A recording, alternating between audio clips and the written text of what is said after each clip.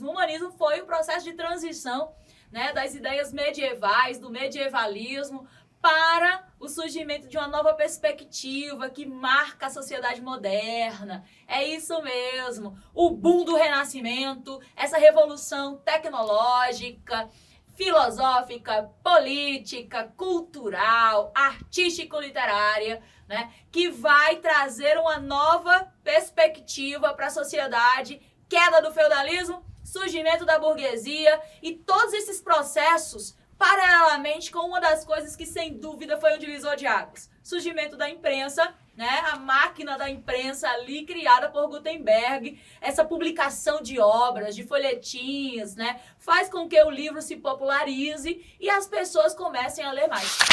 Então, olha só, esse dado é muito importante. Não chega-se nem a 3% da população na Idade Média sabendo ler e escrever. Então, quando você tem, né, um divisor de construção de uma leitura, de uma escrita que vai ser disseminada, mais pessoas, consequentemente, vão ter acesso a esse processo de, né, construção de leitores e de consumidores desse processo que é o livro e a leitura. Olha só, não só isso marca esse processo dos humanistas. Os humanistas são esses grandes pensadores que vão resgatar da antiguidade clássica ideais greco-latino, greco-romanos. Por quê? Porque vão trazer o foco, né, na idealização, na perspectiva de harmonia, de ideal de perfeição, né, nessa ideia de equilíbrio, né, as artes plásticas, a literatura, a arquitetura vão trazer essa noção, né, de perfeição. Não esqueçam isso, perfeição, né? E isso é óbvio que é um resgate dessa antiguidade clássica com o antropocentrismo, o homem no centro, o homem à medida de todas as coisas. Deixa-se de ser apenas o religioso, a igreja, né, o poderio dessa igreja começa a cair. Por quê? Vocês podem me perguntar. Claro que a igreja é muito poderosa na Idade Média. Vai cair por quê? Porque, obviamente, né, esse declínio desse poder vem com a reforma protestante, né? Liderada, obviamente, por Martim Lutero, né? E é óbvio, né, as 90 e tantas teses, o grande Henrique querendo, né, se separar da Catarina e casar com Ana Bolena lá na Inglaterra, a Inglaterra se tornando protestante, ou seja, uma quebra tanto política, econômica, social, histórica, religiosa. Sem dúvida, o humanismo é um divisor. O que não dizer dos grandes gênios? Da Vinci, que diz exatamente a arte diz o indizível, traduz o intraduzível e exprime o inexprimível. Esse tom de perfeição, né? Michelangelo, Donatello, olha as tartarugas ninjas aí, professora. Vale usar esse recurso para lembrar, viu? Os grandes gênios do Renascimento, influenciando, obviamente, as grandes produções literárias, como Dante Alighieri, né? Na Divina Comédia, genial, genial, genial. Esse homem que é autor e personagem da própria obra, indo do inferno, ao purgatório, paraíso, só por causa do amor de uma mulher. É a redenção desse Dante que odeia a traição e vai trazer as camadas do inferno, os traidores nos piores níveis desse inferno. A gente tinha pano pra manga pra falar da Divina Comédia de Dante, mas vocês podem lembrar também, né, já que é uma obra muito densa, essa epopeia aí pedagógica, teológica, política, inclusive. Vocês podem lembrar do videogame A Divina aí Comédia, que é Dantes Inferno, né? Exatamente essa perspectiva de inspiração na literatura, a arte contemporânea aí é a literatura do século XXI, a literatura do videogame.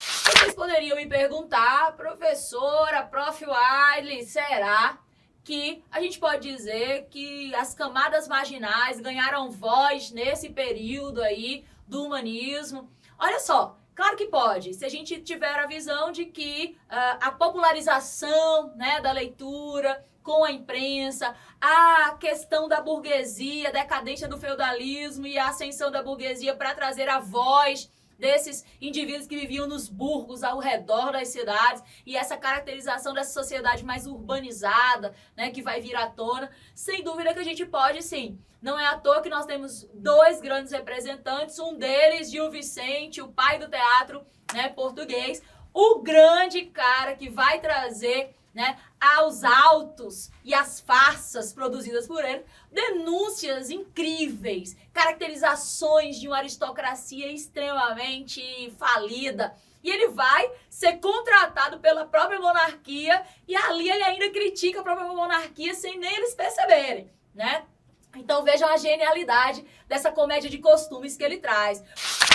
Pode inclusive destacar, né, o cronista muito importante para esse período, né? Fernão Lopes, ele traz muito do retrato da historiografia de Portugal, né? Caracteriza Portugal e suas histórias, a gente pode utilizar as suas crônicas como um mapeamento, né, da identidade nacional, das histórias grandiosas de um povo, mas ao mesmo tempo a gente vai percebendo o tanto que essa poesia, essa caracterização de Fernão Lopes nas crônicas são elitistas, são palacianas, então a gente percebe que o humanismo ele vai fazendo esse jogo. É importante a gente retomar humanismo, antropocentrismo, tá certo? E individualismo, a gente vai ter o racionalismo, tá bom? Vindo à tona, retomada do ideal de perfeição, da idealização, tá? E, sem dúvida, a noção de proporção, de harmonia, de discursos que vão vir à tona ali como uma construção social, como, por exemplo, o grande Shakespeare, que vai trazer para nós, né, esse jogo de divisões sociais em Romeu e Julieta. Ele vai trazer para a gente o grande Hamlet, ser ou não ser, eis a questão, né? E o que dizer, né, do grande príncipe de Maquiavel? Que é isso? Os fins justificam os meios. Olha, a medida aí, Maquiavel orienta ao príncipe, ao líder, ao rei, ao monarca, aquele que está no poder, conquistar o poder, né? E garantir esse poder através da virtude e da fortuna. Olá, que bom ter você por aqui assistindo mais um vídeo do nosso canal. Se você ainda não é inscrito, corra lá e inscreva-se, clicando no botãozinho vermelho que aparece aqui na tela. Ative também o sininho e dê o seu like, pois ao deixar o seu joinha, outras pessoas também terão a oportunidade de conhecer o nosso trabalho. Então, até a próxima!